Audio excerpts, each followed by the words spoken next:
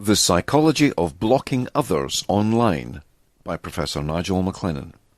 Online rejection is a subset of social exclusion.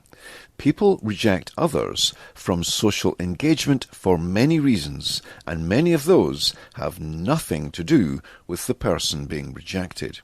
Of course, there are, on occasions, good reasons to block someone, the equivalent of social rejection. For instance, if the blocked person appears to be trying to scam, defraud, or is making unwelcome advances and has not been receptive to the no thank you signals sent. Many people block others out of emotional self-protection.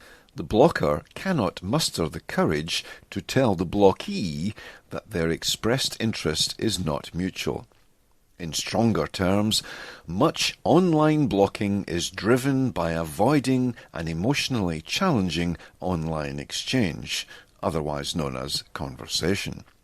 People with low self-esteem are much more likely to avoid expressing their preferences or saying overtly what they do or do not want. By contrast, people with average or high self-esteem are much more likely to be appropriately assertive and express their views or intentions without blocking. Humans are social and tribal creatures and enjoy being with people, especially those who validate their worldview. People rarely want to explore, learn about, and understand other worldviews. Many people shut out and seek to shut down expression of any worldview that challenges their own. They don't want to hear it. Online willful deafness is much easier than in any other social situations. People can block out any worldview they don't want to hear instantly. They don't have to be diplomatic, they don't have to explain that they disagree, they don't have to put forward reasons. They can click and their worldview runs no risk of being challenged or changed. Everyone knows that almost everyone needs social acceptance. When someone blocks another online, they are engaging in an act of social rejection which they know is likely to impact the psychological well-being of the person being rejected. Indeed, in many cases, the blocker intends to damage or punish the blockee psychologically. Everyone has experienced social rejection and knows its pain. The blocker knows that they are trying to inflict emotional and psychological pain on the blockee. Even for a short period, socially excluded people experience emotional pain, regardless of their self-confidence and self-esteem. Why are blocking and other forms of social ostracism so damaging to people? Because it attacks 4 universal human needs at the same time. The need to belong, to have control in social situations, to maintain self-esteem, to have a sense of a meaningful existence. The result of blocking, social rejection and ostracism have been experienced by and are known to nearly everyone. The emotional and health damage is well documented. Almost all cases of anxiety and depression have a strong element of social rejection, abuse, or psychological torture at their core. Ostracism is used as a psychological torture reserved for those not prepared to comply with group norms. The more dysfunctional a group or individual, the more willing they are to impose psychological torture on others. Even after doing something as mild as expressing a different or challenging worldview, the blocker or blockers feel or feels entirely justified in blocking, socially isolating, or imposing psychological torture on the other. People find it easier to block or impose detriment after they have othered someone. A decision is made by the blocker that someone is other, not one of us, different in some unpleasant way. Once othered, the target of social isolation is deserving of sanction. That is, the act of blocking takes place after several mental stages in the mind of the blocker.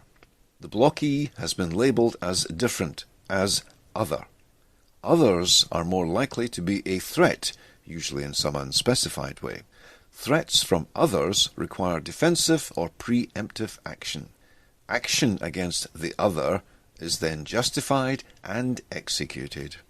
In all its forms, xenophobia is a rejection of those who are different. Blocking others online, in many cases, is completely unrelated to anything the blockee has done. It is about the blocker being uncomfortable with difference. Decades of research into xenophobia indicate that xenophobic people are more authoritarian and insecure when exposed to people outside their group.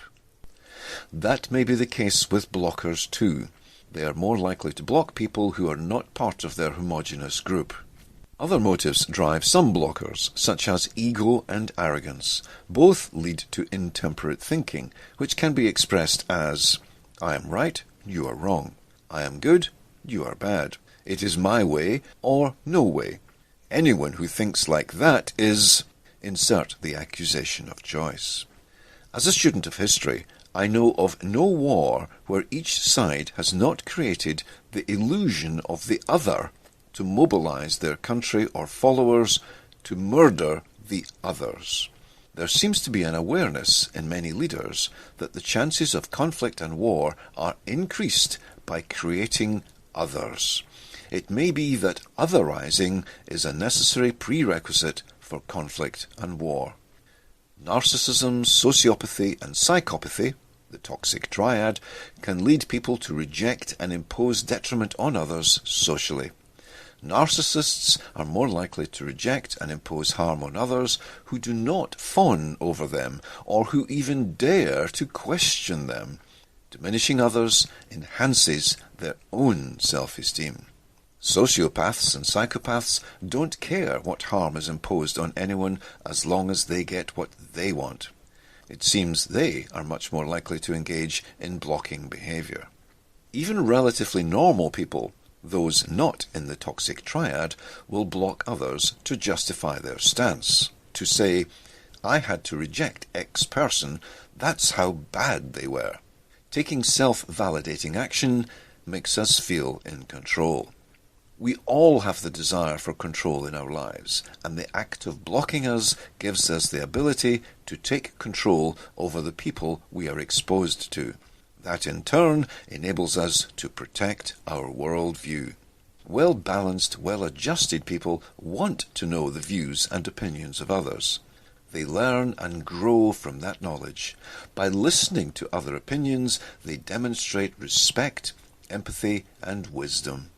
Wisdom is most demonstrated by awareness of lack of knowledge. All the most expert people I have had the honour to coach in any field are acutely aware of what they do not know and are prepared to learn from anyone.